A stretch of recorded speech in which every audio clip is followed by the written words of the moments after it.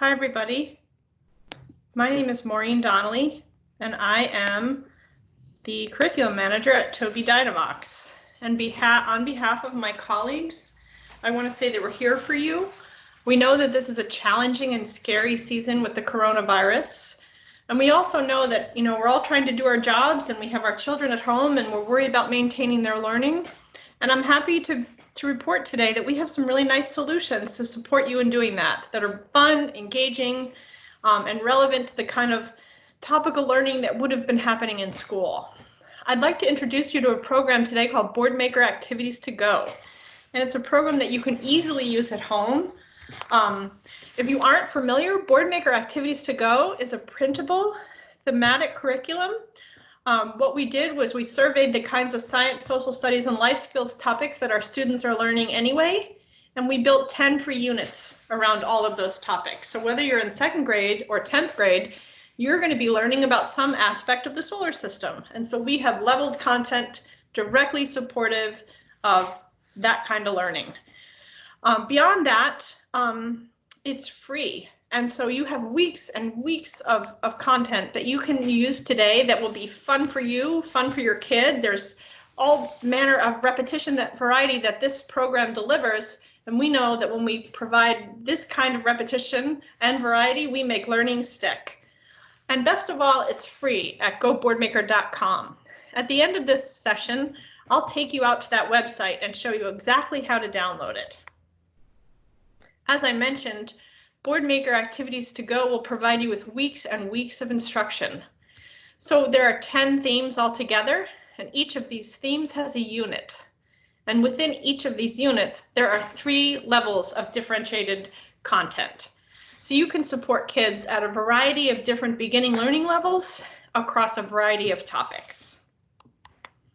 The benefits of Boardmaker Activities-to-Go are many. First and foremost, it's easy and fun to use. But beyond that, by engaging with the books and the vocabulary and the activities that support, that are part of this program, you'll be supporting your child's language and literacy development. You'll be providing age and interest appropriate content that directly speaks to the kinds of instruction that's happening in school. You'll be introducing new vocabulary and concepts. You'll have opportunities to do crafts and recipes to reinforce the learning that happened across any theme. You'll have opportunities to play games and activities to reinforce that learning. And what's super nice about the games is that they can kind of provide an informal assessment for you about whether or not your student was really grasping the concepts and the words that were in each book. And last but not least, we have positive behavior supports. It's easy for you to support your child's communication in that you can focus on core vocabulary. We provide printable communication boards, but this program pairs seamlessly with SnapCore First, our sort of best-in-class communication software. And again, that focus on core vocabulary is such a nice and easy way to begin because core vocabulary comprises most of the words that we use in our everyday reading, writing, and communicating. And just in case you aren't familiar, core vocabulary are those words I just mentioned. They have power across context. We can use them with any partner, and they mean different things depending on where we are and what we're doing. But there's also an added happy accident that goes with core vocabulary in that many of the words that are contained in the core are also those high frequency words that beginning readers need to know in order to read with comprehension. And so we're sort of planting 2 flowers with 1 seed by teaching kids that they have these powerful words that they can communicate with across their day, but we're also making this connection between language and literacy, which is really powerful. So here's how you find Activities-to-Go. And again, I'll take you to the site at the end of this talk. First, go to goboardmaker.com. Second, select Activities-to-Go from the shop menu beneath that green Boardmaker logo. Third, add 1 or more units to your cart. They're all free. You're going to have a cart experience, but you will not be asked for your credit card. And number 4, just follow the steps for downloading, and it's quite easy. As I mentioned, Boardmaker Activities-to-Go is differentiated across 3 levels. Level A is for kids who are at the most beginning literacy levels, and perhaps also for those youngest kids. Level B is for kids who maybe have some beginning skills and maybe target kids in middle grade. And level C is for kids who maybe have some independent skills and or kids who might be in high school. I just want to make a note about the leveled books. You can see that they're Lexile leveled. So every level A book conforms to the BR to 220 level. Every level B book conforms to the 220 to 500 level, and every level C book conforms to the 500 and 750 level. However, you might find that you're starting out with your second grader and you start with level A, and you can do the unit of inventions in level A. But you might then notice that your child's really interested in inventions. And in that case, I wouldn't hesitate to dip into the level B book, right? Because you're providing that added repetition with variety. You're exposing him to new concepts and vocabulary, and you're there, right? He doesn't have to read the book independently or even interact with the book independently in order for it to be meaningful, because you're there to provide that scaffold. One of the things we know, and likewise, if you're starting out with a level B with a kid at level B, you might also provide the level A book, because in order to become a better, stronger reader, we need lots of easy practice, right?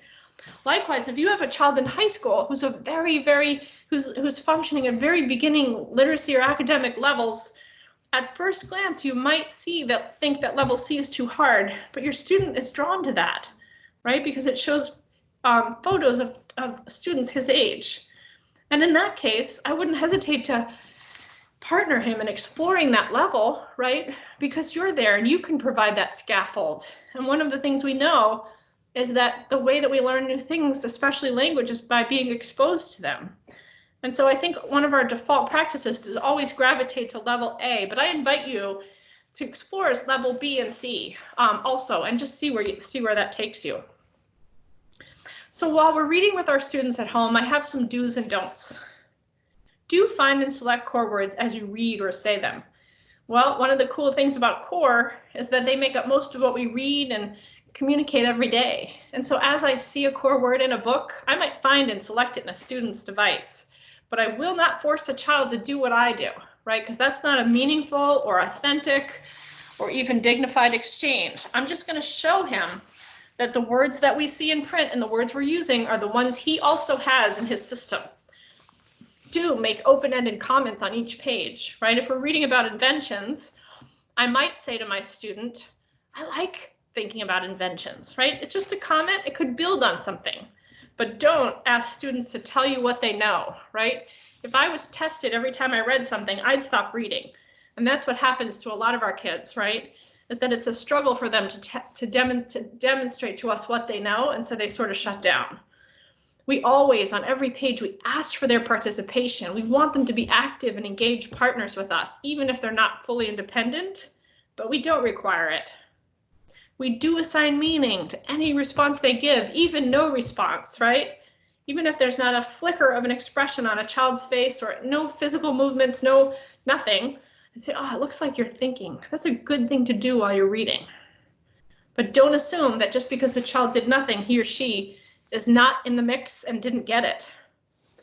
Please do understand that becoming an independent and proficient reader or communicator, it takes time, right? It's going to take our kids extra time. So do be patient and don't expect immediate results. And last but most important, do make reading fun, right? An important component of any literacy interaction is helping our kids develop a lifelong disposition towards reading. And one of the ways, or the way we do it, is by make reading fun. Do not make it stressful or demanding. Do not constantly ask them to tell us what they know, because nobody wants to be engaged in those kind of interactions over and over again. What's included?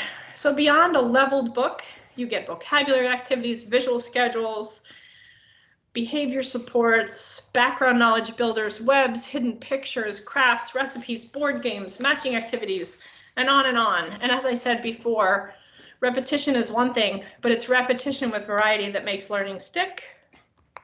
Step 2 is you're going to print your books and activities. Again, you can match your kid to the right level, but do not hesitate to explore the level above and below, just for kicks, just to see. Step 3 is you're going to review your teacher guide. So in this teacher guide, we provide you with the big idea. And what research tells us is that when you know why you're teaching something, you're more likely to provide that clarity to your child. So within this teacher guide, and in this case, it could be a parent guide, you have the order of your activities, which you can do them in any order you want. There's no scope and sequence to this program. You have the words that you'll be teaching. You have accessible books and ways to extend that learning with everyday books. And then you have learning and communication tips that are super great to just take a look at. As I said, you can do Boardmaker Activities-to-Go in any order, in any way you want. You can just read the books. You can just read the books and play the board games, however you want to do it. But were I to do it, were I to download a unit, I would match my student to the right level first.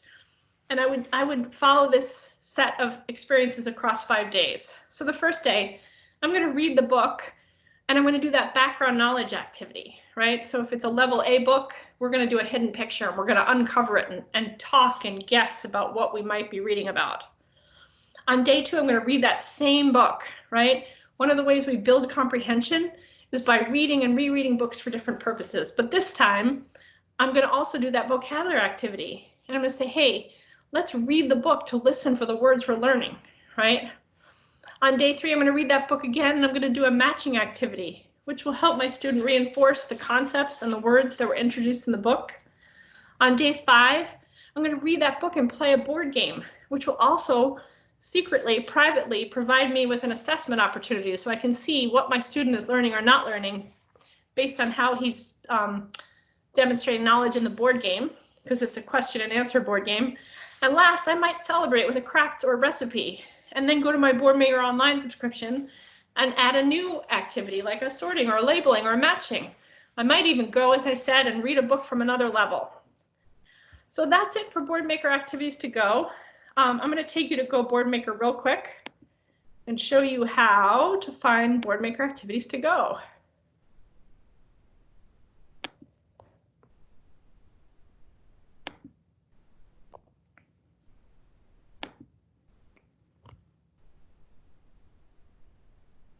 So I'm going to select that plants unit and I'm going to add it to cart.